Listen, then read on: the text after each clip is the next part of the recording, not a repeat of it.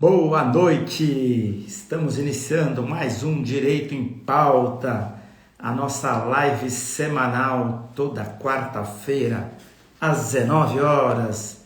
E hoje recebendo a doutora Mariana Arteiro. Mariana Arteiro que já está por aí, já eu a convido para participar conosco. Tema de hoje, atualidades no planejamento sucessório e patrimonial. Tratar desse assunto que tanto interessa para as pessoas físicas, para as pessoas jurídicas, na nossa live de número 113, nessa quarta-feira, hoje dia 9 de novembro de 2022. Já vejo aí Alessandro, Flávio, Hélida, Dr. Rodrigo, o pessoal já está chegando. Nosso Direito em Pauta. É isso, Amilcar, grande Amilcar, colega de 30 anos já, advogado do Sindicato dos Químicos. Bem-vindo aí, Amilcar. É isso aí, gente. Direito em Pauta, edição número 113. Querida Mariana Arteiro, que já foi presidente da OAB de Cotia, fez uma excelente gestão lá em Cotia. E hoje está na OAB São Paulo, está representando a OAB no Conselho Federal. Colega da Mariana, grande Flávio. A Mariana é querida, já recebi várias mensagens ao longo do dia aí, elogiando a Mariana Arteiro, que é lá de Cotia. Também sou de Cotia, somos de Cotia. Já vou convidá-la para participar conosco, vou mandar o convite para Mariana Arteiro. Mandei o convite, já ela chega aqui para falar conosco desse tema tão importante, do qual ela é especialista. Berenice, direto de Cunha. Gente, o tema de hoje é interessante, bastante interessante, porque pode ajudar muitas famílias, muitas empresas familiares. E a Mariana sabe bem disso, sabe bastante do tema e vai nos brindar com detalhes de como fazer o planejamento sucessório, planejamento patrimonial. É a mesma coisa, não é a mesma coisa? Quando é vantajoso fazer, quando não é? Enfim, todas as peculiaridades. Você vai falar de TCMD, tem legislação nova, projeto de lei, muita gente aí. Eduarda, grande Eduarda, adorei a nossa live. Giovanni, pessoal da Igualdade Racial da OAB Cotia fazendo um trabalho excelente. Mariana não está conseguindo entrar, Mari? Vamos lá, vou te mandar o convite de novo. Se você estiver fazendo pelo computador, Mari, às vezes o Instagram está travando, viu? Mas eu vou te mandar o convite de novo, vamos ver se você consegue agora. Mandei novamente o convite para você. Já ela veio. Apareceu. Eu só vou. Oi, gente, tudo bem? Eu só estou aqui, desculpa, porque eu estava no computador, meu computador não estou conseguindo acessar, então eu vou organizar aqui para que de alguma forma eu consiga não fazer tem pressa, não tem nenhum problema. Ajusta as coisas faz aí. ao vivo, não é? Tenta ajustar aí. Encaixa ele em algum lugar, apoia no livro. Pois é, tem uns encaixes aqui, a gente tem umas manhas aqui, acho que vai. Como é que tá? Tá aparecendo aí para vocês? Tá legal? Você sabe que... Estou te ouvindo e te vendo bem. Você sabe que eu estava entrando numa live, eu faço no suporte pelo celular. E eu fui mexer demais, quebrou o negócio. O pessoal do escritório pegou uma caixa de arquivo, furou, aí encaixou o negócio. Meu, ficou todo... Eu não podia mexer na tela, senão ele caía, mas deu certo. Eu já fiz de tudo, já usei copo, caixa, mão, a gente se vira. É isso que eu falo, quem sabe faz ao vivo. Então vamos lá. Gasotino, obrigada, viu? Boa noite. Boa noite a quem está aí nos vendo, nos assistindo.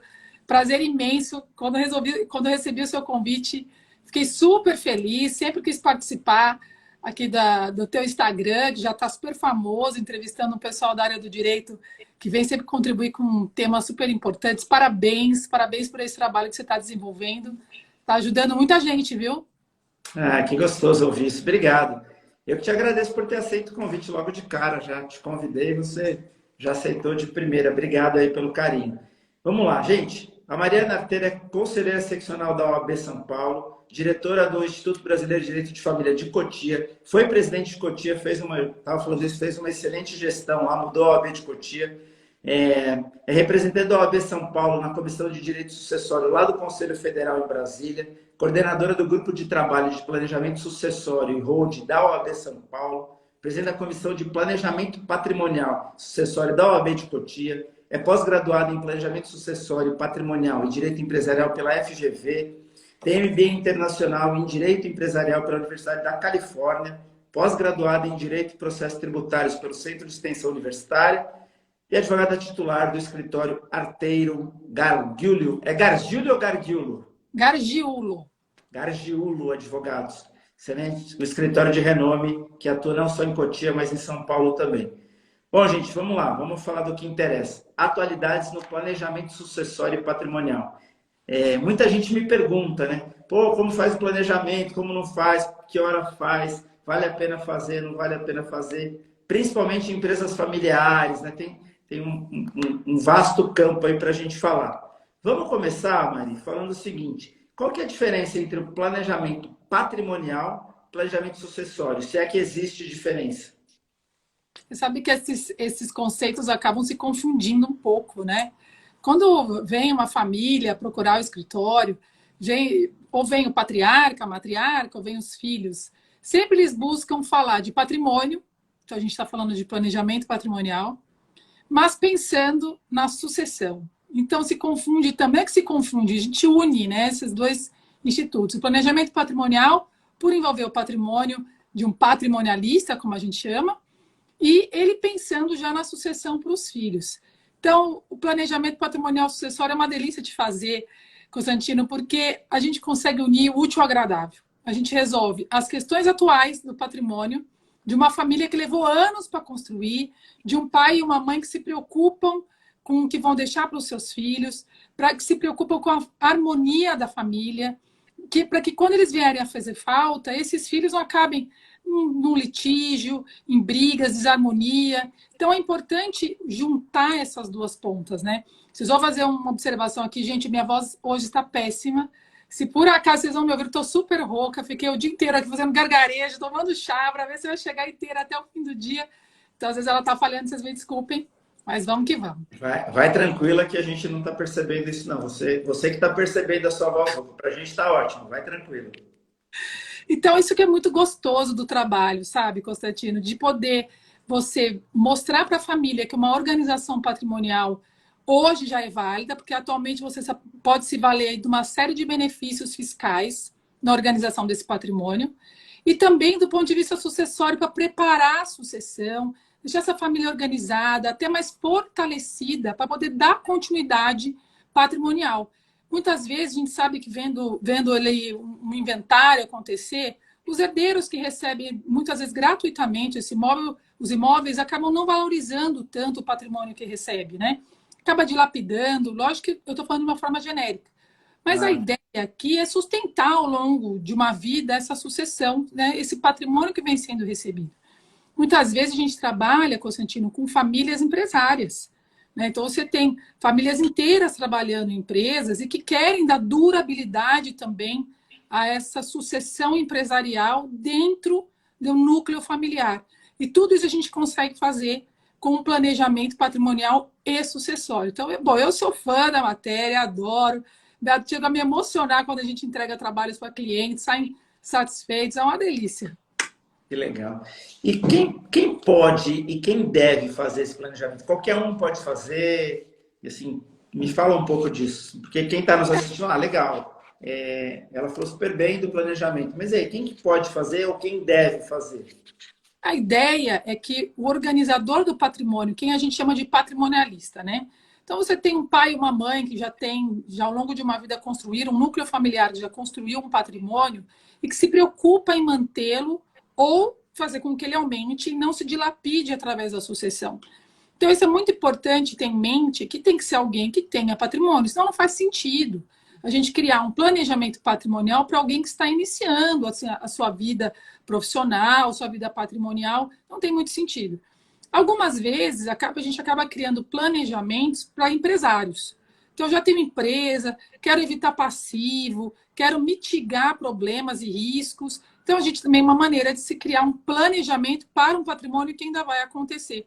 Mas a grande maioria das vezes, assim, sem nenhuma dúvida, são de famílias que já têm algum patrimônio ou uma situação empresária e que estão preocupados com essa passagem ao longo das gerações. Então, a gente trabalha sempre com famílias numerosas, ou mesmo quando não são numerosas, com menos pessoas fazendo parte, né, menos parentes, vamos falar assim, mas que estão preocupadas em levar à frente o patrimônio construído ao longo da vida. Então, é o cuidado, é o carinho, é o querer bem do próximo, do seu parente, do seu ente, do seu sucessor, que leva as pessoas a procurar o planejamento. Tá. E me fala uma coisa, tem vínculo planejamento sucessório, patrimonial e tributário?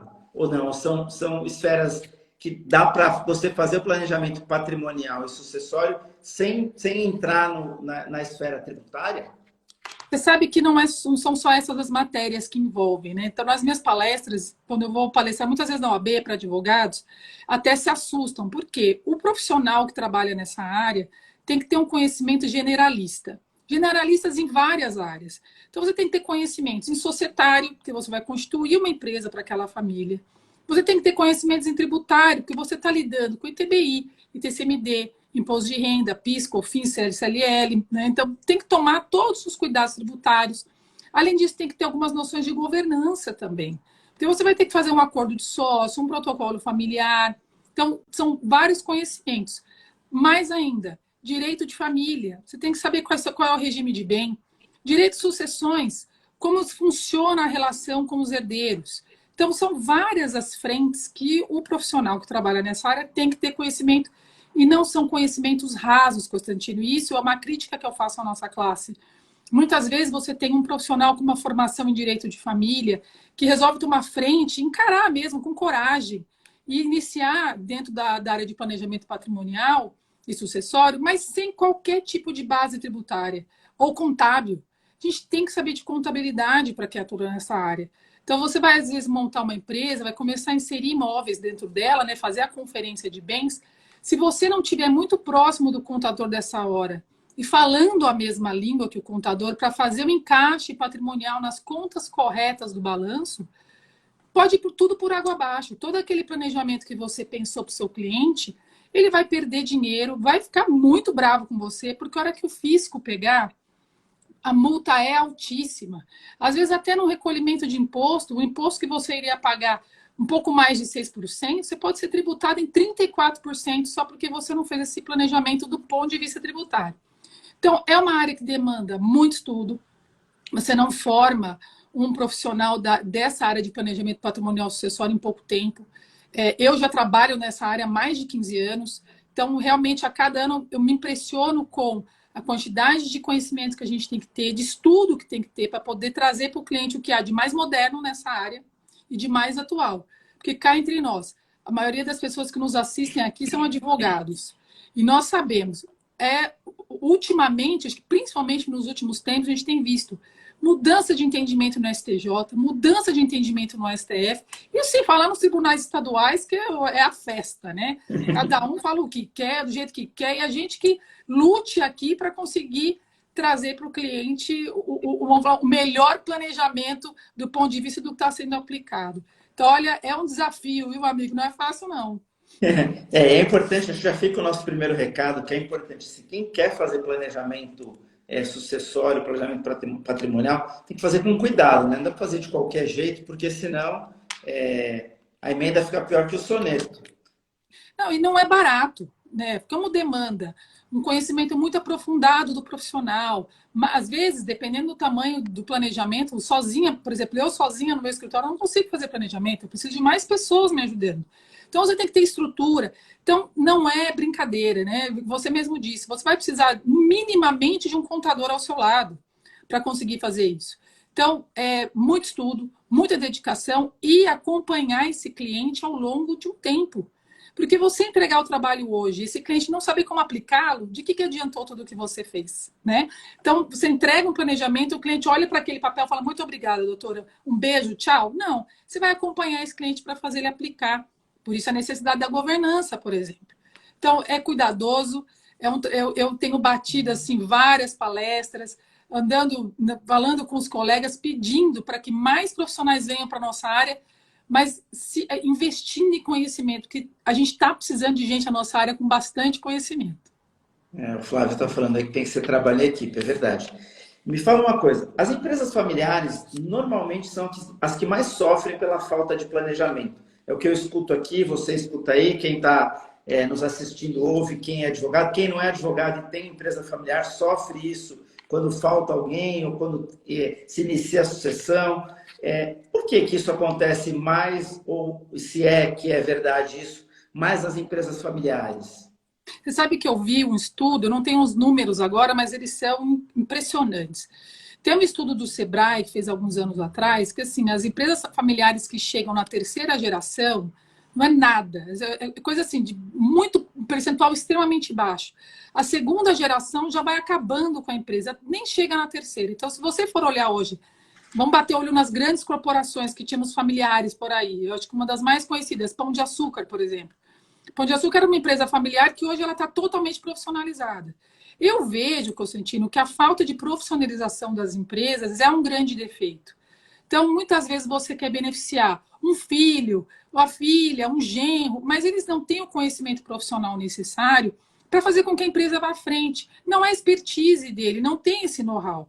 E a gente tem um grande problema. Muitas vezes a gente vê os herdeiros querendo se valer, lógico, da parte do capital financeiro, viver a vida, mas não investir na empresa. E acaba dilapidando o patrimônio. E é muito interessante, porque a gente brinca, eu brinco também, às vezes, nas minhas exposições, nas minhas palestras, que eu falo, o patrimonialista também tem que ter aquele olhar um pouco mais seco para os seus herdeiros. Às vezes você tem um herdeiro que é o surfista, está na praia, quer viver viajando, não tem problema, meu querido. Vá seguir a sua vida, mas quem ficar aqui trabalhando na empresa, que escolher tocar a empresa conosco, tem que ser valorizado, tem que ser investido nele. Lógico, é uma brincadeira que eu faço, que toda a família tem ali, né, o ônus, o bônus, família é igual em todo lugar, viu, Constantino? Sempre tem ovelha negra, como é que brinca? O cunhado folgado, não tem erro. Então, quando vem uma família no escritório e fala, você me desculpa, minha família é assim, eu falo, não é só a sua. Todo mundo é igual. Então, chega lá, tem que ter esse olhar mais seco mesmo. O patrimonialista tem que ver se tem um filho que realmente vale a pena continuar na empresa ou não. Eu tenho aqui um case de um cliente muito interessante. Eles estão na quarta geração de uma empresa da área de agro, e a quarta geração resolveu que não vão mais, as próximas gerações não vão mais compor o quadro administrativo. O conselho, ok.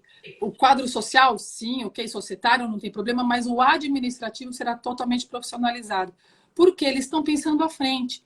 É uma empresa grande que eles querem dar continuidade, que ela não morra aqui, às vezes, com um parente que não tem tanto conhecimento e nem tanta vontade de investir a sua mão de obra para a empresa, né? Então, eu acho que esse é o grande defeito das empresas familiares, de não ter esse olhar mais corporativo profissionalizado. E o que eu percebo aqui no escritório é o seguinte também, você vem de uma geração que foi lá e criou a empresa e aí conseguiu criar um império. Aí a segunda geração que vem vai lá e já cresceu dentro da empresa, o menino que corria, a menina que corria lá, conhece todo mundo, conhece o gerente e acaba incorporando esse negócio. A terceira geração é a terceira geração. Se o negócio precisa de um planejamento, é porque ele deu certo. Se ele deu certo, a terceira geração já quer estudar fora, fazer moda, nada contra quem faz moda, esse é um exemplo. Fazer moda, ser barista, surfar, morar em Nova York. E aí o que acontece? Se você não enxerga isso como empresário, a sua empresa esvazia, porque você não cria profissionais, ou então você não cria uma estrutura para profissionalizar e para fazer o que você falou, esse exemplo do seu case, de botar gente profissional, deixar quem é herdeiro ser herdeiro mesmo, faz parte. E não ficar insistindo em querer que, mas meu avô fez, eu estou aqui, meu filho tem que estar. Porque as empresas desandam exatamente por causa disso, por essa insistência de um empresário não conseguir enxergar que não vai seguir uma empresa familiar. Ela vai ser familiar no quadro societário, ela vai ser familiar não abrindo capital, mas ela tem que ser gerida por terceiro. Eu acho que isso, você deve viver muito isso, né? Não, e sem dúvida, eu falo que cada um tem um perfil e tem que ter esse olhar também humanizado de entender que nem todo mundo tem que ser igual. Né? Então, é a história do surfista. O cara surfa super bem. Não tem como ele ser surfista e presidente da empresa? Infelizmente, não.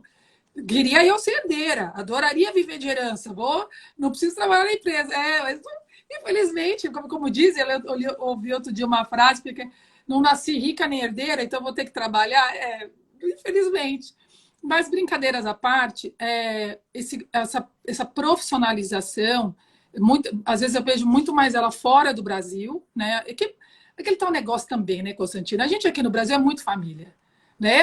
Eu brinco com a mãe, bota os filhos embaixo do braço, ninguém mexe com a minha família. Você vai, às vezes, para o exterior, você vê que os relacionamentos familiares são um pouco mais secos, mais afastados, o filho sai cedo de casa. Porque no Brasil você tem filho de 40 anos morando com pai e mãe sendo sustentado.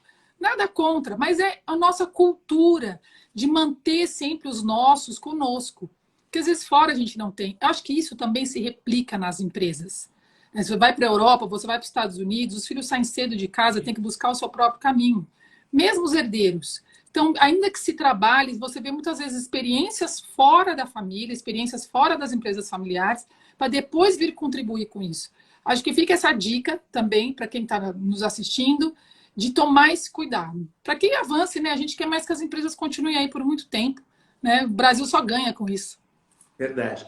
Me fala uma coisa, tem um limite de patrimônio que passa a ser interessante? Dá para mensurar isso? Então, algum universo que passa a ser interessante fazer o planejamento? Ou sei lá, se eu tiver uma empresa pequena, um imóvel, 2 imóveis, já passa a valer a pena ou precisa ter um patrimônio maior? Você sabe, eu costumo dizer que, ao contrário do que muita gente pensa, planejamento patrimonial e sucessório não se limita a holding. Então, muitas vezes chega cliente, doutora, eu quero fazer uma holding porque um amigo meu fez, está protegendo o patrimônio dele, fez com o contador, maravilhoso. Gente, planejamento não é só holding. Às vezes chega aqui um cliente com um único imóvel. Ele chega aqui, doutora, eu quero fazer a holding do meu único imóvel. Eu falo, muita calma. A gente tem outros instrumentos do planejamento. Então, às vezes, numa situação dessa, pode fazer um testamento, uma doação em vida, até uma procuração em causa própria, por que não? Depende do objetivo do cliente. Então, não é que há um limite, um mínimo, um máximo. Eu acho que cada família, cada patrimonialista tem que ser olhado, o nosso olhar tem que ser muito direcionado a compreender o objetivo dele. O que você quer com esse imóvel? Eu quero que meu filho fique garantido se eu vier a morrer. Ok. Eu não quero que o imóvel vá para a esposa dele. Tudo bem. Eu não quero que, se ele vier a morrer, os meus netos recebam antes esse imóvel. Eu quero que volte para mim. Então, para cada situação, é um olhar dedicado e específico para a necessidade. Agora, se for uma vontade de se criar uma holding para fazer um planejamento patrimonial através de uma empresa patrimonialista, para organizar patrimônio, etc., eu acho que tem que ser justificado por que fazer isso. Então, eu tenho os imóveis, mas eu moro neles, não vivo de aluguel, ou eu quero afastar risco, né? Evitar que um passivo chegue de imediato em mim, porque eu sou um empresário. Eu tenho situações das mais diversas facetas que você não pode nem imaginar, Constantino. Mas uma coisa que eu sempre bato na tecla, né? É planejamento, holding. Primeira coisa onde tem que partir, não pode ofender legítima. Ou seja, você achar que você vai criar um planejamento para tirar um herdeiro da frente, porque eu não quero beneficiar a minha esposa, porque eu quero um filho meu que é ingrato, quero deixar de fora. Não é assim que funciona. Não dá certo. Dá certo agora. Lá na frente a gente vai ter problema. Anula, né? Com certeza. E não é difícil não, viu? Uma canetada de juiz anula fácil. Então, eu fui até outro dia, eu fiz uma palestra na OAB São Paulo, e o Tartucci veio fazer uma palestra antes de mim, a gente morreu de rir, porque ele começou antes e sabia que eu ia falar de planejamento. E ele virou para mim, numa brincadeira super gostosa, pegou o microfone e falou assim, Mariana, queria dizer, assim, tome muito cuidado com a sua palestra, porque eu já cancelei, eu consegui anular várias holdings patrimoniais, porque o pessoal quer ofender legítima. Aí eu vinha posteriormente, não ia deixar de atacar essa bola, né? Ele levantou para mim, falei, Tartucci, você só não anulou holdings minhas, porque você nunca para anular. Aí a gente ficou nessa provocação. Porque realmente, anular holdings ou planejamentos mal feitos é parte fácil, né? Difícil é você sustentar isso lá na frente. E acho que o diferencial está aí do trabalho, Constantino, é você assegurar e mostrar que ao longo de vários anos, eu pelo menos nunca tive nenhuma anulada. Super Boa. legal isso, você poder vender isso para o seu cliente. Faltou que há 15 anos nunca anularam nenhum planejamento nosso. Isso entra no teu know-how, isso entra no teu currículo, isso faz parte, né, da seriedade do seu trabalho. Graças a Deus, não quero ter nenhuma anulada, quero continuar assim. Cuidado com o Tatuce. Deixa O eu falar Tartuzi, uma ainda bem coisa. que você não pegou nenhuma minha, Tartuzi. Tem uma pergunta aí do Flávio. Ele quer saber o seguinte: se o nosso direito de sucessões do Brasil atrapalha ou facilita o planejamento familiar? Acho que ele quer saber se a nossa questão legislativa, se o nosso conjunto de legislações, ele é favorável ou atrapalha a realização do planejamento. A legislação sucessória em si, eu não vejo uma maneira de atrapalhar, porque o que a gente faz é se adaptar ao que está aí, né? Então, a maneira como vem a legislação, a gente vai se encaixando não só na parte permissiva, mas naquela que não é proibitiva. E assim a gente consegue encaixar o planejamento. Eu acho que a maior dificuldade no Brasil para encaixar planejamento é o ponto de vista tributário. Então, não é o sucessório. Acho que o pior é o tributário. Porque no tributário é tanta regra que sai quase que diariamente modificação, entendimento, a insegurança jurídica do ponto de vista tributário é muito grande. Já do ponto de vista sucessório, as regras estão na lei, você tem que segui-las ou não. Se não segui-las, você vai ter o risco de sofrer uma anulação. Então, a gente tem tantos caminhos na via sucessória, né, que eu estava citando aí, o testamento, a doação, mesmo a procuração em causa própria que a gente usa para isso, não é da via sucessória, mas a gente usa muito para isso. Enfim, dentre tantas outras opções que nós temos, na via judicial, na via extrajudicial, e a facilidade é que, por serem contratos feitos em vida, por exemplo, o testamento, né? Que o patrimonialista que resolve fazer um testamento, ele pode colocar ali, respeitadas as regras da lei, voltando, sem ofender a legítima, a sua vontade. Né, você tem mesmo as diretivas de vontade, né, no momento de saúde, né, de ameaça à saúde, a pessoa poder ter essa opção de declarar exatamente aquilo que ela quer. Olha que opção maravilhosa que a gente tem na nossa lei. Né? Mas sempre lembrando, sem ofender legítima, porque essa garantia da legítima, do ponto de vista, isso que eu falei, do brasileiro, né? Aquela coisa do carinho, da família, proximidade, não quero deixar ninguém abandonado ao longo nenhum patinho debaixo da asa da mãe pata, é exatamente, acho que a nossa lei reflete a nossa cultura. Talvez fora do país não funcione assim, mas para nós isso faz muito sentido. Né? Então, acho que adaptar-se ao que nós temos é a grande jogada para o planejador, para o profissional que atua com isso. Legal. Queria registrar a presença da desembargadora Ivani Contini Bramante, que já me deu a alegria e o privilégio de entrevistá-la aqui no Direito em Pauta. Que honra, que honra. Beijo, querida. Obrigado pelo prestígio. Qual que é o momento mais adequado para fazer? Tem um momento assim, de maturação do teu negócio, da tua empresa ou do teu patrimônio? Tem um momento? E já emendando uma outra pergunta, qual que é a principal razão em fazer um patrimônio, um planejamento? Eu acho que tem momentos sim, Constantino. Eu acho que a gente pode usar diversos exemplos como momento, mas eu vou me ater, já emendando com a sua segunda pergunta. Eu acho que o momento principal é aquele em que a gente tem um patrimonialista que possa correr riscos. Tá? Então, acho que quando a gente fala de risco que eu digo é alguém que tem atividade operacional. Então, para que você tenha um patrimônio, às vezes você tem muitos empresários, é um grande perfil aqui dos nossos clientes, são empresários, que vêm com a preocupação, que falam, olha, eu tenho um comércio, eu tenho uma indústria, ou presto serviço, tenho empregados, tenho riscos do ponto de vista fiscal, pagamento de impostos, etc., quero proteger o patrimônio que eu construí ao longo da vida. Então, esse é o momento exato. A gente afastar os riscos desse empresário do patrimônio que ele construiu. Mas isso, quero já deixar muito claro, não é a blindagem. Esse termo, blindagem patrimonial, esqueçam. Eu não gosto desse termo. Os profissionais, doutrinadores sérios da área, profissionais sérios da área também não usam, porque passa para o cliente a falsa sensação de que ele terá o seu patrimônio 100% protegido, independente da situação de risco que ele passe. E eu não concordo com o termo por essa razão. Mas a gente consegue minimizar os riscos, afastar um pouco mais eles da vida do profissional, do patrimonialista, que às vezes tem um empresário, muitas vezes de sucesso, ou às vezes o empresário que vai entrar num declínio, que já sabe, fala, olha, eu estou passando, vou começar a passar por dificuldades, preciso proteger meu patrimônio, eu sempre deixo muito claro. Nós vamos afastar, ganhar tempo para que você consiga se organizar. Mas se você não conseguir segurar essa situação financeira ou de dificuldade, muito provavelmente pode chegar. Então, tem que ter esses cuidados. Com relação a momentos, por exemplo, eu tenho um caso de uma cliente que está com 79 anos de idade, que me procurou e falou, Mariana, eu não sei mais quanto tempo de vida eu tenho. Tenho mais 10 anos de vida. O que são 10 anos da nossa vida? Hoje passa sim 10 anos. Ela falou, eu não tenho mais 10 anos de vida. Eu já quero deixar meu patrimônio para meus filhos, porque eu não quero que eles briguem quando eu vier a falecer, porque já basta a tristeza de quando eu vier a falecer. Então, ainda vão ter que brigar por isso? Ela falou, eu tenho uma condição financeira boa, eu quero deixar esse presente para os meus filhos.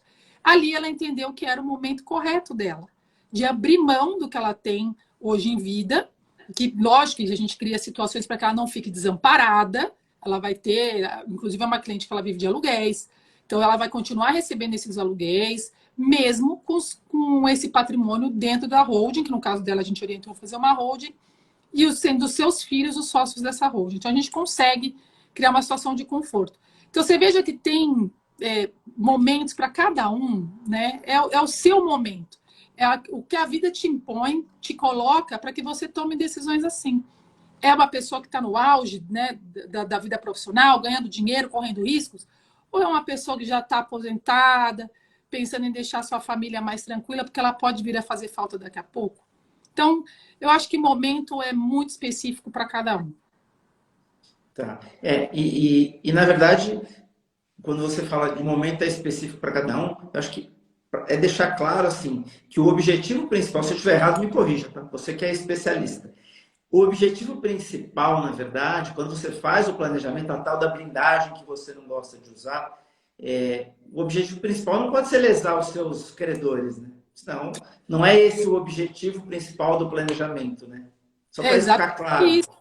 E quando os clientes, já aconteceu de vir clientes aqui que eu falo, olha, para o teu caso não tem saída. Né? Para o teu caso, por mais que a gente crie aqui uma situação, vai chegar, né? Então, as execuções, as penhoras, os bloqueios, os arrestos vão chegar até aqui. E acontece. E chegam. E a gente sabe, Constantino, que é uma canetada, de repente está tudo bloqueado, tudo arrestado, desconsidera a personalidade jurídica e o cliente volta aqui chorando. E você não vai saber atender o pedido dele. Porque não tem volta. Né? Vai descendo uma ladeira e não tem mais como voltar. Então, quando eu falo de não burlar, né, as regras da lei, a blindagem dá essa sensação, né? Não sei se você sente isso. Quando fala blindagem, você fala, alguém vai me dar um tiro, não vai passar pelo meu carro. É mais ou menos isso, né? Isso aí. Alguém vai dar um tiro no meu patrimônio e não vai me atingir? Nesse caso, vai. Por isso que eu não gosto desse termo. Porque chega, né? Não afasta risco, não isola a pessoa, não. Agora tem. Às vezes eu tive um caso, muitos anos atrás, inclusive esse cliente já faleceu, e que ele chegou para mim e falou, Mariana, daqui a um tempo minha empresa vai quebrar, estou sentindo que eu vou entrar num momento de declínio, eu preciso planejar meu patrimônio, porque vai chegar uma hora que eu não vou conseguir sustentar essa situação. Nós fizemos um planejamento para ele patrimonial, de maneira a proteger o patrimônio dele para que não chegasse. Mas nessa situação, o que a gente fez? A gente não liquidou totalmente o patrimônio. Nós deixamos aí, que a gente chama, sabe aquele termo que a gente usa no interior, boi de piranha? Aí você tem que deixar um boi de piranha e falar, este patrimônio aqui o senhor vai perder. Porque esse aqui não vai ter jeito. A gente consegue salvar tudo o resto. Mas esse aqui não vai dar. Porque a gente tem que respeitar a previsão da lei, entregar esse risco para os seus credores para que eles não atinjam o resto. Então tá aí, e eu acho que com esse exemplo fica muito claro que por mais que a gente consiga, né, a gente tem que usar as lacunas da lei e não só o que está previsto licitamente, que também tem que ser usado, mas não partir para a parte ilícita. Mas trabalhar, às vezes, com o que não está escrito. Né? Que é aquela tal premissa, né? O que não está proibido está permitido. Então, é ali que a gente se encaixa, Constantino. Tá certo. E quais as vantagens? Tem vantagem financeira? Porque todo mundo tem uma ideia de que fazer planejamento, quando eu acho que vincula muito, e aí eu estou falando não para o advogado, mas para quem nos assiste que não é expert na área jurídica, a ideia de que eu faço um planejamento tributário para economizar imposto. Essa é a ideia do leigo. Então, eu faço planejamento tributário para pagar menos imposto. E aí, quando eu faço um planejamento patrimonial e sucessório, eu tenho vantagem financeira também? Você sabe que a gente pega o cliente é pelo bolso, né? Não tem erro. Então, quando vem o cliente do escritório, porque o advogado, quando se forma, a faculdade não te ensina como ser vendedor. E a gente tem que aprender isso ao longo da vida. E eu, ao longo E dos não é meus 20, fácil. não é fácil. Então, ao longo desses mais de 20, eu estou há 20 anos, na verdade, de formada, eu tive que aprender a vender. E eu descobri que para vender, a gente tem que encontrar o caminho do bolso do cliente. Então, quando eu apresento o planejamento para o meu cliente, a primeira coisa que eu mostro para ele é a economia do ponto de vista tributário. Que ela tem economia. Então, tem economia principalmente para quem quer fazer planejamento sucessório. Porque você consegue afastar, através dos instrumentos que a gente encaixa, você reduz bem, por exemplo, a aplicação do TCMD, que é o Imposto sobre Doações e Heranças. Então, se ele se deixasse esse inventário tramitar, então o patrimonialista vem a morrer, esse inventário vai tramitar, hoje em São Paulo você vai gastar 4% de TCMD em cima desse planejamento. Lembrando que isso está para subir, viu, gente? Já já muda essa legislação aí, já tem projeto de lei correndo, a gente vai falar disso. Então, de cara já tem que pagar 4%. No planejamento, apesar da gente ter o pagamento de um ITBI, que tem algumas discussões a respeito dele, que nem adianta a gente trazer o caso, que seria aqui mais uma noite toda de conversa, o ITCMD a gente consegue reduzir na hora de fazer algumas doações via planejamento dentro de holdings, por exemplo. Então, a gente tem algumas previsões da lei de redução de 2/3, quando faz doação da nova propriedade, reserva de usufruto. Já tem entendimento não. O Tribunal de Justiça é unânime em dizer que extinção de usufruto não cabe TCMD. Né? Então, porque, na verdade, isso é uma convalidação da propriedade, não uma herança ou uma doação. Então, o ITCMD tem uma economia considerável nesse momento. E entre outras técnicas que a gente aplica para fazer redução. Agora, o bacana também é para o patrimonialista que quer trabalhar os seus bens. Isso é muito 10. E quando você tem alguém que compra, vende imóveis, aluga, e você constitui a patrimonial dele, ele vive também disso. Compra, vende aqui, aluga, vive de aluguéis. Nossa, aí o planejamento é 10. Porque a gente consegue fazer uma redução de carga tributária em cima de aluguéis e em cima de venda de bens, só para você ter uma ideia. Na locação, em que você pode chegar em impostos até 27,5% em cima do aluguel, tem uma tabela, né, que ela vai progressiva. Na pessoa jurídica, você vai pagar 11,33 ou 14,57, 53, agora não lembro o percentual, mas alguma coisa assim. Contra essa tabela que vai até 27,5%. Então, se você vai fazer a venda dos bens, você vai pagar algo em torno de 6% na venda desse bem, enquanto na pessoa física, no ganho de capital, você pagaria 15%. Lógico que eu estou generalizando, né, criando aqui e 15% da pessoa física, se for até 5 milhões de reais de ganho, tá? Se for mais que isso, paga mais. Então, eu só estou generalizando, porque, lógico, a gente tem que fazer conta, tem que fazer cálculo, faz uma série de simulações para entender se há essa redução, se para aquele cliente faz sentido. Se aquele cliente analisa o imposto de renda dele, vai ver a alíquota efetiva de imposto que ele paga na pessoa física, faz esse estudo para compreender que na pessoa jurídica vale a pena ou não. Porque tem outras variantes, você tem tabelas de redução para quem adquiriu imóveis até o ano de 88, tem que estudar as variantes também, mas falando aqui de forma bastante genérica, tá? Para a grande maioria das pessoas, vale muito a pena. Mas muito a pena. Então, e não é por outra razão, Constantino, que a gente vê tantas pessoas falando desse assunto nas redes sociais e às vezes falando besteira, viu? Que a rede social, para toda a área, a gente encontra cada um. É desesperador. Muitas vezes a gente tem cliente fala, mas eu vi no Google, eu vi um fulano de tal. Não. Falou, não sei nem para quê. Daqui a pouco, a carteira da ordem a gente vai encontrar no Google também. Não vai precisar advogar. Mas, brincadeiras à parte, o mais bacana do planejamento patrimonial via holding é a economia tributária para quem trabalha em imóveis. Então, aluguel, compra e venda. Olha, hoje mesmo eu simulei para uma cliente que ela queria vender na pessoa física dela 2 imóveis.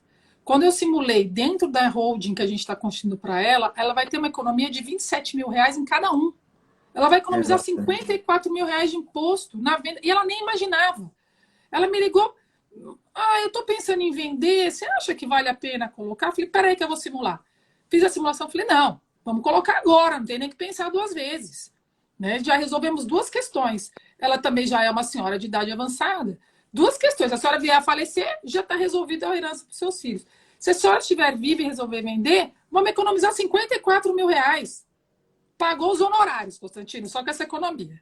Entendeu? E Então, é, é bom, é ali que você pega o cliente.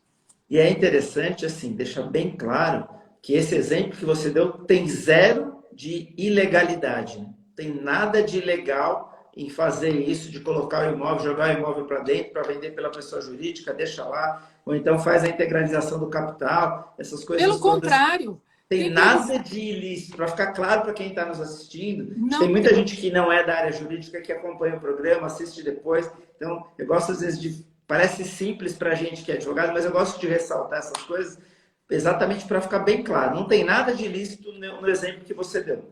Não, pelo contrário, tem previsão no regulamento de imposto de renda. Lá tem uma previsão dizendo que você pode integralizar os seus bens, e bens digo tudo, tá? Bens são móveis, imóveis, ações, o que você tiver cotas sociais em outra empresa, bens são bens de modo genérico, que você pode integralizar esses bens numa empresa. Então, quando eu falo, mas vocês trabalham com as lacunas da lei, não, isso daí está previsto em lei. Você pode usar essa integralização.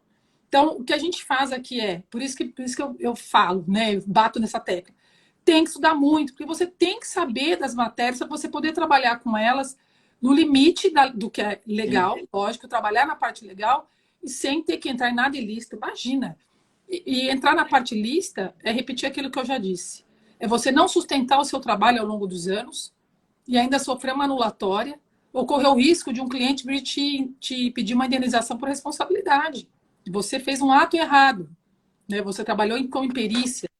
Então, tem que tomar esse cuidado, sim. Tá. Bom, você já falou bastante disso, da questão do limite para fazer, do limite legal para fazer o planejamento, que é a legítima. Eu queria que você explicasse só o que é legítima para quem não sabe. Ah, bacana. Quando a gente tem um patrimônio, você não pode sair doando tudo que você tem. A lei reserva, ela faz algumas proteções desse patrimônio. Então, a gente tem os 100% do seu patrimônio, você não pode doá-lo. Você tem que reservar pelo menos metade dele para os seus herdeiros necessários. Então, os herdeiros necessários são os filhos, os seus pais, se você não tiver filhos, né? Às vezes até o cônjuge se torna seu herdeiro necessário. Então, esses 50% sempre serão deles. Sabe que uma das dúvidas que me traz é assim: doutora, eu tenho 2 imóveis, então eu tenho que ficar com um e o outro eu posso dar? Não, não é assim. A universalidade de bens é pela somatória. Somatória é aquela que você está pondo lá na sua declaração de imposto de renda para ficar mais fácil de calcular. Então você vai somar a moto, o carro, o apartamento, a casa da praia, o sítio, o dinheiro em conta, investimento em previdência e etc. Soma essa universalidade e você vai saber o quanto é o seu 50%. E isso tem uma diferença enorme de vender. Porque também acontece, o cliente fala, não posso dar, mas eu posso vender. Você em vida pode expor o que você quiser. Uhum. Eu quero vender minha casa para terceiro, eu quero vender minha moto. Você está vivendo, você está tocando a sua vida, o patrimônio é seu, não tem nenhum problema. O que você pode ter problema é se você quiser vender para um filho disfarçando uma doação. Aí você pode ter problema, tem que seguir algumas regrinhas da lei para você não ter uma anulação, um outro herdeiro seu vir anular isso depois. Mas respeitando os limites da lei, é isso. Então, você tem que proteger 50% do seu patrimônio, porque ele tem que ser garantido aos seus herdeiros. Agora, sobre os outros 50% que é o disponível, esse você pode deixar para quem você quiser. E o deixar, eu acho que isso é muito válido, Constantino, para quem não é da área do direito para entender. Isso é muito válido para quem faz testamento. Então, eu vou fazer um testamento. Eu quero deixar 100% dos meus bens para minha prima de 4º grau. Não dá, querido. Você vai ter que respeitar aqui seus filhos que estão na frente dela. Mas 50%, metade dos seus bens, você pode deixar para sua prima de 4º grau, porque a outra metade, que é a legítima, você já garantiu para os seus herdeiros necessários, que são esses que você tem que proteger de acordo com o que a lei prevê. É isso aí, acho que ficou bem claro. E mandar um abraço para o Nelson Kobayashi, que está voando na OAB. Meu amigo querido, eu falo que ele é Nelsinho, porque eu vi ele menino chegando em São Paulo, e está arrebentando, está na Jovem Pan, dá um orgulho danado. Tá voando, menino. Quem faz planejamento se livra do inventário? Olha, é interessante, porque tem uma pessoa, eu adoro ver essa frase. Tem gente na rede social que fala assim: o inventário vai acabar. Né? Tem isso? É bárbaro ouvir isso, né? Não é que se livra do inventário, tem que tomar bastante cuidado com essa frase. Vou te dar só um exemplo. A gente não recomenda, por exemplo, quando faz planejamento através de holding, a gente não recomenda que o patrimonialista coloque dinheiro na holding. Investimentos financeiros, por quê? Porque a tributação fica muito alta. Então, esses investimentos vão ficar na pessoa física desse patrimonialista. Lógico que existem exceções, tem que ser analisadas, eu estou aqui falando genericamente. O que a gente vai fazer com esse dinheiro se ele não passar por inventário? Existem caminhos para a gente reduzir, existem maneiras da gente organizar. Mas, em linhas gerais, vai passar por inventário. Então, para você isolar totalmente o inventário, tirar ele da sua vida, trabalhar totalmente através de uma empresa, para que as cotas já fiquem distribuídas para os seus filhos, isso acaba constituindo muito risco para esse patrimonialista. Porque você já pensou? Dependendo da organização familiar, ele vai colocar todo o dinheiro que ele tem dentro de uma empresa, todos os bens dele que ele tem na empresa, absolutamente tudo. E aí ele fica lá com uma cota, que é interessante que ele fique. Ou ele vai sair dessa empresa para deixar tudo para os filhos. Se não tiver uma organização em vida muito bem feita, uma confiança extrema, ainda que a gente crie uma série de documentos e papéis e estruturas para assegurar ele disso, mantê-lo fora 100% tem riscos envolvidos. Então, tem que tomar esse cuidado. Eu gosto muito de trabalhar, Constantino, pelo menos assegurando uma cota para esse patrimonialista, a não ser que ele tenha riscos suficientes para mantê-lo fora. E aí, a gente tem que colocar na balança para entender qual é o tamanho do problema, para ver se vale a pena ele correr esses riscos ou não. Voltando naquela nossa conversa inicial, de analisar cada caso de uma maneira muito carinhosa, muito específica, porque cada família tem uma estrutura. Agora, falar que zera o inventário, muito difícil zerar o inventário. Então, eu morro de rir, viu? O inventário vai acabar, não vai mais existir inventário. E ainda tem gente que acredita nisso. Vamos lá, tem outra pergunta, acho que é do Flávio de novo, é do Flávio. No caso da integralização em capital da empresa, a necessidade de que o valor do bem seja comercial ou pode ser o venal? Pode escolher, né? Só que aí tem umas implicações aí de ganho de capital. Explica aí. Vou mandar um beijo pro Flávio, um amigão meu lá de conselho, adoro, a gente está sempre juntos lá, um querido. Flávio, eu estou lendo aqui a sua pergunta. Então, no caso de integralização em capital da empresa, a necessidade de que o valor do bem seja o comercial ou pode ser o venal? Você está me provocando com essa pergunta, hein, Flávio? Eu te conheço. O que acontece? A gente está num momento de bastante discussão a respeito da base de cálculo na integralização de bens. Então, o ITBI tá rolando um bate-boca no STJ, que recentemente entendeu, lá tem o tema 1113, que acabou entendendo que é o valor de mercado, e aí vem as prefeituras que acabaram entrando com essa discussão, falando, não, tem que ser minimamente o valor lá de PTU ou de referência, cada prefeitura tem né, o seu entendimento, e acabou arrastando essa decisão aí pelos tribunais superiores em razão desses debates. Eu fiz até uma postagem nas minhas redes sociais no dia que eu falei assim, a insegurança jurídica no Brasil é incrível. Né? Os tribunais superiores estão voltando atrás nas suas decisões para rever aquilo que eles já julgaram, porque os entes estaduais, municipais, não, nós vamos quebrar, isso não vai funcionar. Gente, o Brasil tem que ser estudado pela NASA. Isso aqui... Eu tenho que falar, leia-se prisão em segunda instância. Não tô nem... Se a gente for pegar todos os temas que envolvem julgamentos, é de chorar. Então, o pior não é isso, Constantino. Como que explica para o cliente?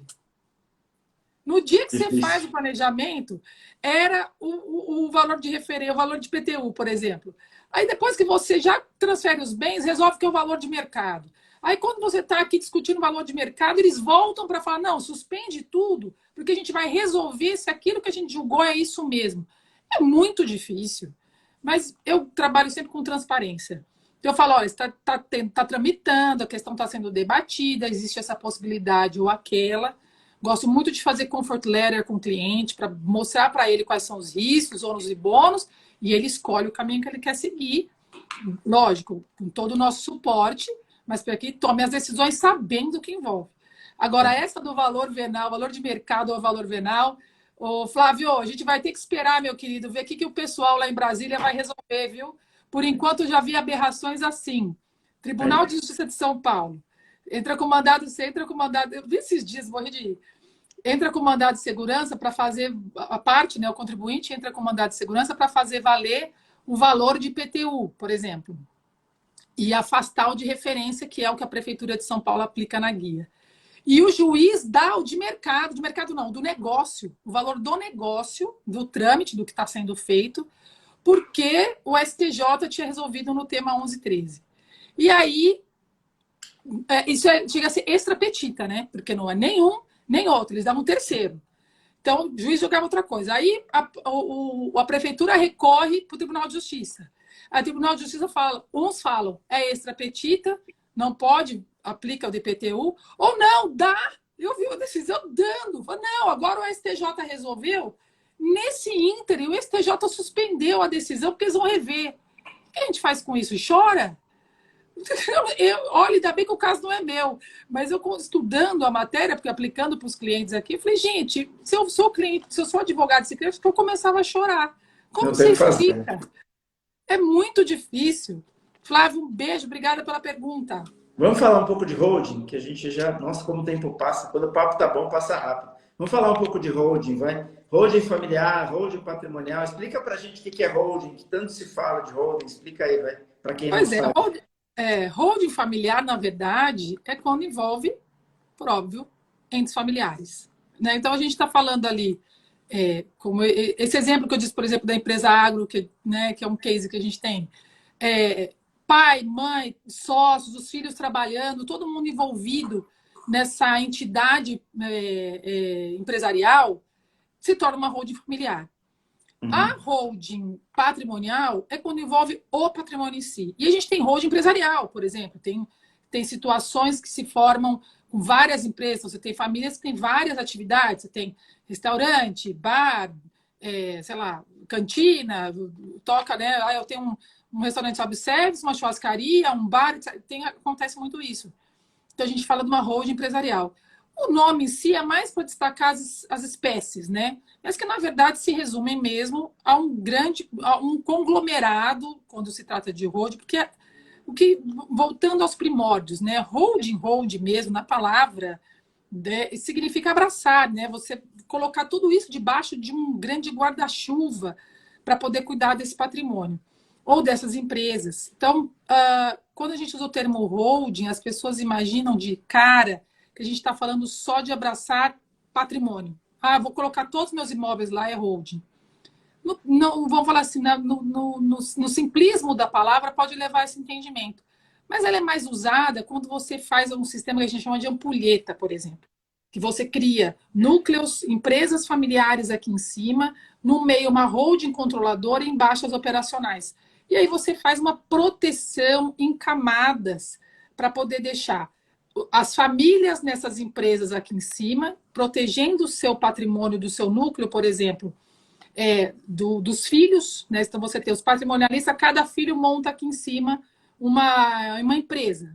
A gente chama isso até de sociedade de participação, só para vocês entenderem. Então forma aqui em cima uma empresa. Os pais estão aqui embaixo numa outra empresa em que esses filhos participam dela. Olha que legal, você vai formando uma estrutura em ampulheta, um guarda-chuva de proteção. E aí essa empresa aqui dos pais, por exemplo, são as que mandam na holding familiar ou na holding controladora, na verdade, que fica aqui no meio, que vai concentrar e é ela que vai mandar em todo mundo, que vai estar aqui embaixo, que são as empresas operacionais. Falando, fica um pouco difícil compreender.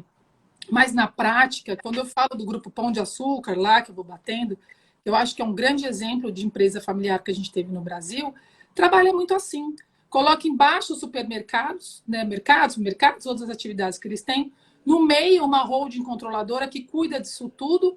E lá em cima, cada núcleo familiar com a sua empresa, que é quem vai cuidar dessa holding controladora, que é quem vai cuidar de todas essas empresas. Isso sim é um sistema holding. Isso a gente consegue criar com várias estruturas que são montadas, com acordos sós, protocolos familiares, que eu já tinha dito lá atrás. Você pode criar uma empresa operacional, uma empresa patrimonial, para ser cuidada por essa holding controladora. Então, o patrimônio fica separado, fica mais protegido, para não ser atingido por essas operacionais que estão embaixo. É uma série de situações que a gente cria e que essas espécies de nome, né, familiar, patrimonial, empresarial, serve só para explicar como que essas camadas vão funcionar. Então, quando você tem, muitas vezes, a holding familiar, que eu falei que os parentes estão envolvidos, mas uma holding patrimonial, às vezes você não tem parentes envolvidos. Né? Você tem lá vários sócios que se juntaram, às vezes você tem imóveis em condomínio, por exemplo. Imóveis em condomínio, que são quando você tem vários proprietários que não têm relacionamento entre si, por exemplo, não são casados, né? Isso é um imóvel em condomínio. Você pode criar uma holding patrimonial para isso. Então, muitas vezes a gente vê isso acontecer, Constantino, quando se encerram partilhas, inventários que se encerram e a partilha de bens, né? Às vezes a família resolve criar empresa patrimonial para não ficar tudo isso dilapidado, sem administração, tudo numa confusão e acabar perdendo. É um outro tipo de planejamento através de holdings. Então, eu falei rápido para tentar aqui trazer rapidamente, né, a ideia. Ficou claro. Difícil, Ficou claro. Me fala uma entendi. coisa. A gente pode dizer que holding, sempre que eu imagino a figura da holding, eu estou pensando em proteção? Ou não? Eu acho que sim, do ponto de vista familiar, patrimonial, sim. Proteção, porque a gente afasta um pouco, ou dependendo da situação, a gente consegue afastar o passivo. Então, vou te dar um exemplo. Como eu estava dizendo lá, às vezes você tem um patrimonialista que tem supermercado. Muito risco trabalhista, muito risco fiscal, né? Então, esse patrimonialista acaba organizando uma holding patrimonial em que ele coloca os bens dele lá e ele, por ser uma pessoa de risco, sai dessa holding patrimonial e fica só tocando essa operacional que é o supermercado. Isso é uma proteção. Isso é afastar risco. Mais uma vez repetindo, não é tão simples como a gente fala aqui. Mas o resultado final é muito isso, é deixar, por exemplo, eu vou te dar um exemplo meu. Meus filhos, quando eram menores de idade, e eu criei a minha patrimonial com meu marido, nós colocamos a nossa patrimonial em nome dos meus filhos. A menor de idade pode ser sócio de empresa? Sim. Não pode administrar, mas ele é sócio. E desde quando eu sendo mãe deles até a maioridade, continuo tocando isso sem nenhuma intervenção deles. Com a maioridade, fiz modificações em cláusulas de maneira que continuarei sendo administradora junto com meu marido, sem nenhuma participação deles. Mas eu tive um sossego, Constantino, ao longo de 18 anos, eu ainda tenho, porque eles estão começando uma vida agora, eu tenho uma filha de 19, a Gabi, tem o Lucas de 17, que devem estar me assistindo aí, já deixo o beijo da mãe aqui. Então, eu vi eles passando por aí. Então, tá vendo? Ainda bem que eu registrei meu beijinho aqui. Então, ao longo dessa vida, que eles estão com essa pouca idade, o risco deles nada. Agora, o meu risco como advogada, o risco do meu marido como empresário, nós estamos na atividade, né? Então, tem muito risco. Com eles sendo proprietários da empresa, os sócios únicos, e nós administrando como pais, me trazia esse sossego, e me traz ainda, porque eles não têm esses riscos que nos envolvem, com relação ao meu patrimônio. Agora, modificou a situação. Minha filha resolve trabalhar, meu filho resolve trabalhar, e dentro das atividades deles começa a gerar risco, peraí, a gente tem que reavaliar essa holding. E por isso que eu digo, tem que seguir a vida do cliente toda. Porque a vida é assim, Constantino. Uma coisa que acontece hoje, amanhã já mudou, um morreu, outro casou, nasceu filho, e a gente tem que seguir com o cliente. E o bacana do trabalho é isso. É você criar um relacionamento com o seu cliente de anos, em que ele vai precisar de você e você dele, para que vocês consigam construir essa proteção ao longo da vida. E isso eu acho que é o encanto do trabalho. Dá para perceber o quanto você é apaixonada por essa matéria. Alexandre, querido Alexandre, nosso tesoureiro da OAB São Paulo, obrigado. Beijo, meu diretor. Beijo, Alexandre. Vamos lá. Para quem quer começar a fazer, ficou encantado aí com a paixão que você fala disso, Quais os primeiros passos? Eu quero... Você falou dos filhos, tá? E aí o pessoal está assistindo e fala, pô, peraí, eu também quero proteger meu patrimônio. Eu tenho... Não sou um mega empresário, não sou um mega dono de propriedades, mas tenho alguma coisa que eu construí ao longo do tempo. Aí tenho meus 3 imóveis, 4 imóveis, que seja. E eu gostei do que a doutora Mariana falou. E aí, primeiros passos? Primeiros passos, além de procurar um advogado? Um Além de advogado da procurar área? você, né? Propaganda, faz propaganda, que pode. Um advogado da área? Porque, gente, fazer holding, eu não tenho nada contra os contadores, mas eu falo que é cada um no seu quadrado. Eu não faço contabilidade, não façam o direito, gente, porque atrapalha, não dá certo. Chega aqui muito trabalho por falta de prática. Não tem gente, não dá para confundir as coisas. Todo advogado tem que ter o seu contador parceiro para desenvolver os seus trabalhos. Eu acho que é vice-versa. Mas procure, não é contador que faz hold, gente. Quem faz hold é advogado. Com E advogado conhecimento especialista, né? e isso com conhecimento em direito nessas áreas que eu disse, né? Então tem que ter conhecimento, direito tributário, societário, sucessório,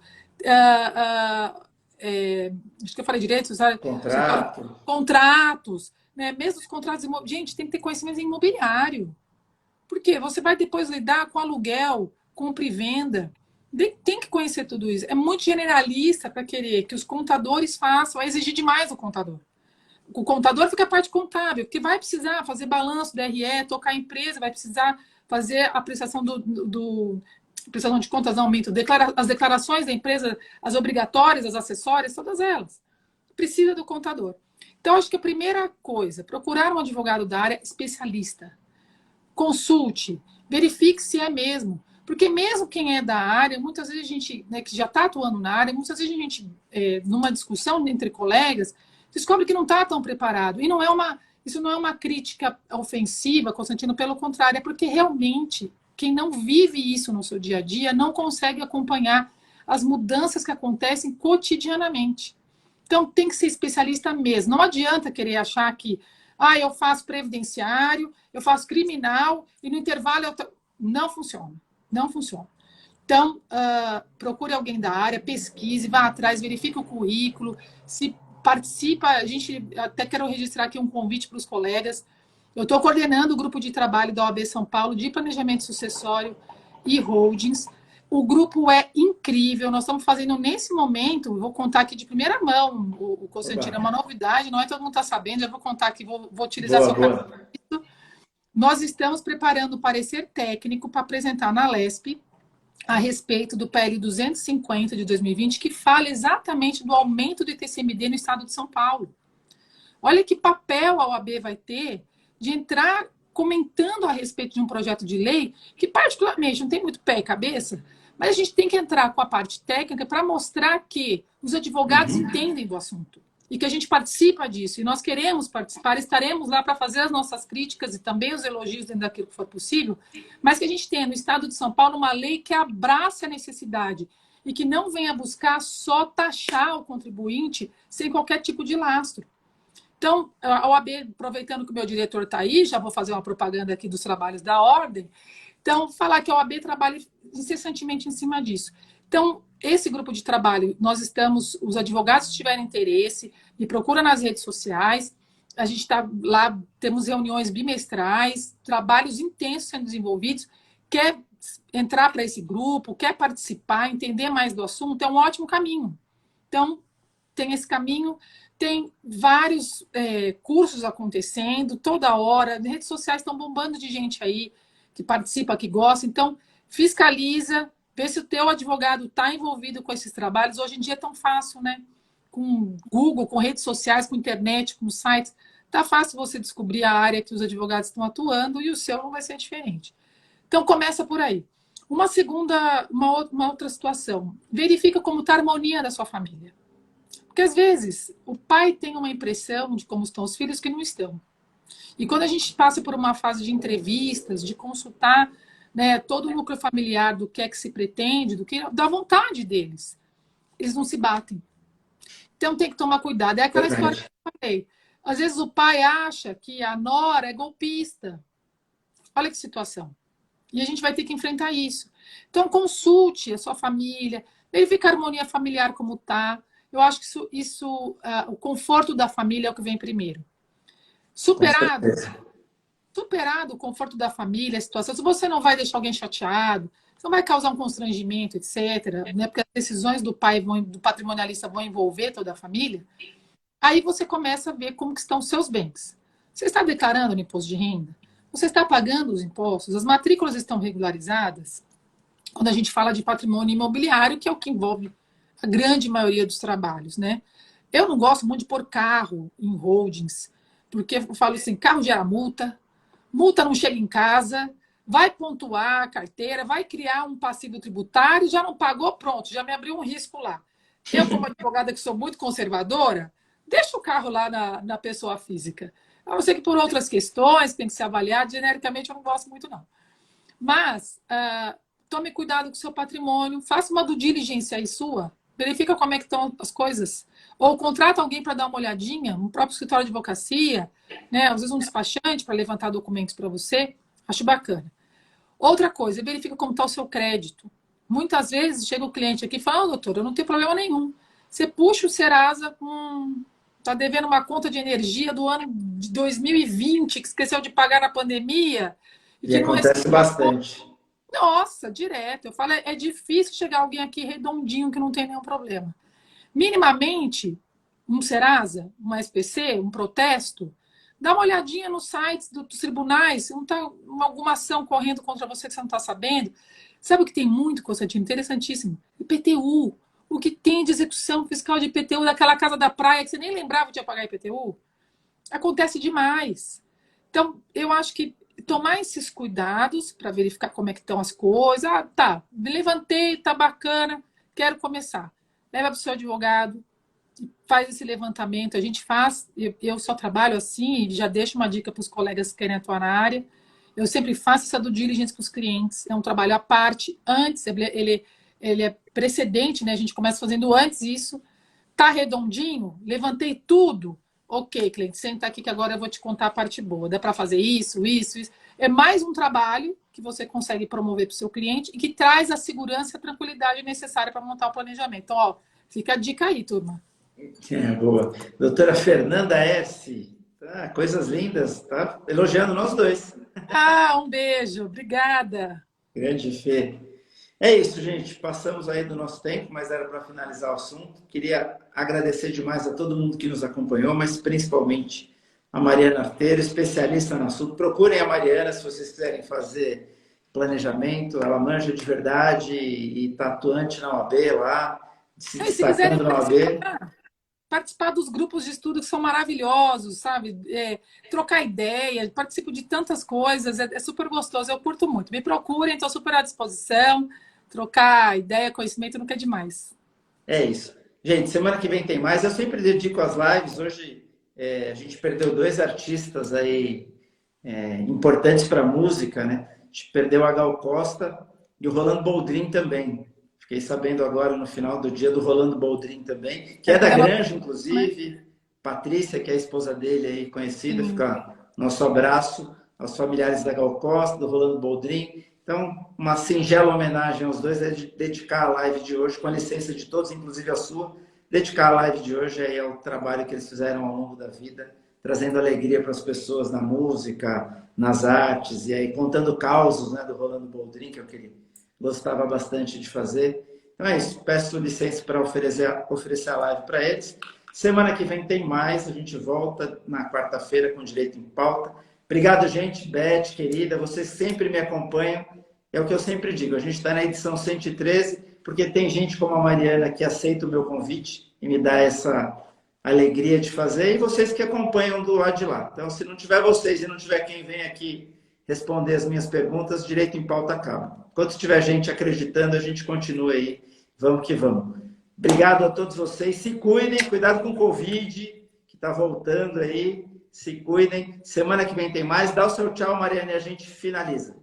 Gente, obrigada. Um beijo para todo mundo que passou por aqui. Constantino, uma honra estar com você, participar do seu programa. Quero voltar mais vezes. Achei uma delícia. Me convida, que já está aceito o convite, tá bom? Gente, um beijo. Fica aqui aberto minhas redes sociais. Entre em contato, estou super à disposição. Boa noite, até a próxima. Tchau, tchau. Com certeza. Tchau, gente. Se cuidem. Beijo.